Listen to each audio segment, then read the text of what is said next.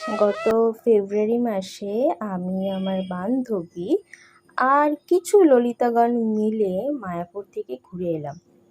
ভোর 4টে ট্যাক্সিতে উঠে হাওড়া স্টেশনে সোজা কৃষ্ণনগর, সেখান থেকে টোটো করে মায়াপুর। সকালটা বেশ ভালো লাগছিল জানেন, অনেকদিন পর প্রকৃতি জল দেখে মনটা বেশ ভালো হয়ে গেল।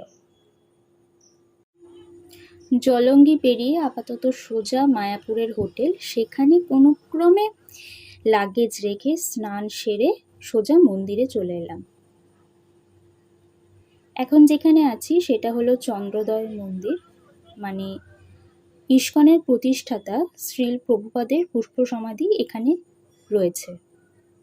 আর সেকেন্ড ফ্লোরে রয়েছে মিউজিয়াম।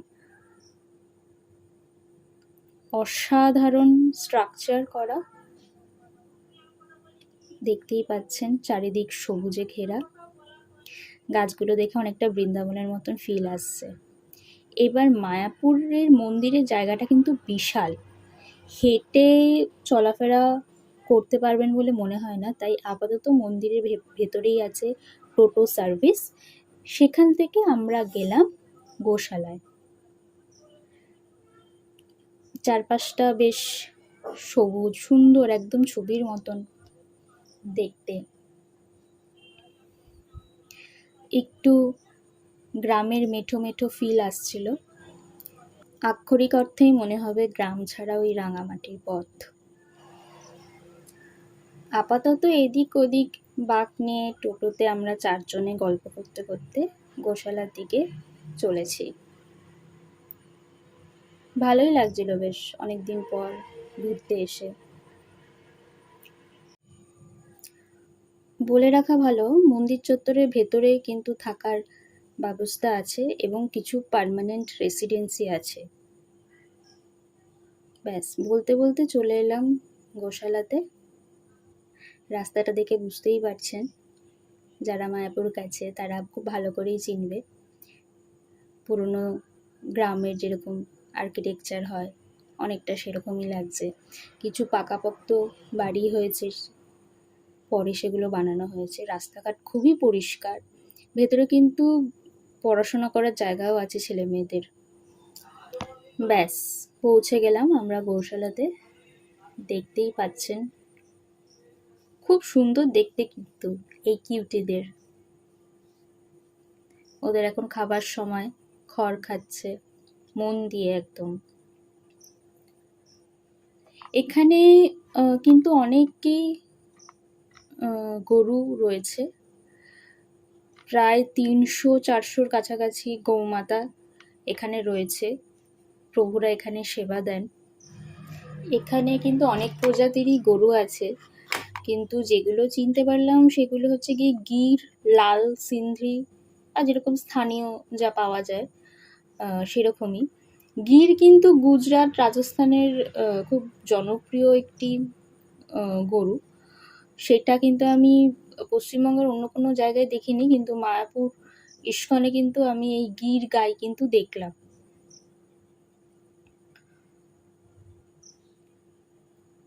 অনেক সুন্দর দেখতে। এখানে কিন্তু গৌ পূজন এবং গৌমাতাদের যারা সেবা দিতে চান তারা এখানে এসে দিতে পারেন।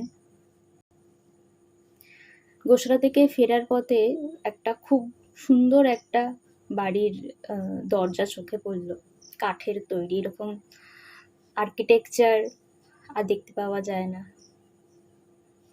দুটো পাখির খুনসুটি। সব প্রজাতিতেই একই ব্যাপার, একই কলহ, একই রকম রোম্যান্স। বেশ ভালো লাগে পড়ন্ত বিকেলের এই ছবি। আপাতত নতুন যে মন্দির তৈরি হচ্ছে মায়াপুর ধামে, তার কাজ এখনো সম্পূর্ণ শেষ হয়নি, সেটি এখনো চলছে। ভেতরে এখনো কাউকে ঢুকতে দিচ্ছে না আপাতত।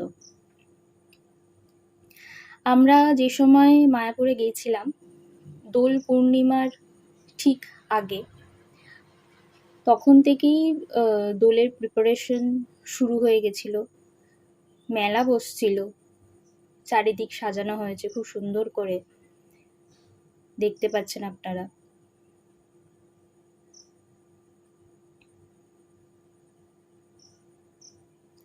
সন্ধ্যের মুহূর্তটা খুব সুন্দর, নৈসর্গিক সৌন্দর্যতে ভরা। আপাতত একটুখানি চা বিস্কুট খেতে হবে, ফেরার পথে হোটেলের। প্রচুর মানুষের ভিড় যেই সময় গেছিলাম, আর তখন অলরেডি দোকানপাট বসানোর জন্য প্যান্ডেল শুরু হয়ে গেছে। একদিনই থেকেছিলাম মায়াপুরে, আপাতত ট্রেনে ওঠার আগে আরেকবার ছুটে গিয়েছিলাম মন্দিরে। ফিরে আসতে মন কিছুতেই চাইছিল না। সকালবেলা শ্রী রাধা মাধব, শ্রী চৈতন্যদেবকে দর্শন করে ফিরছি মায়াপুর থেকে।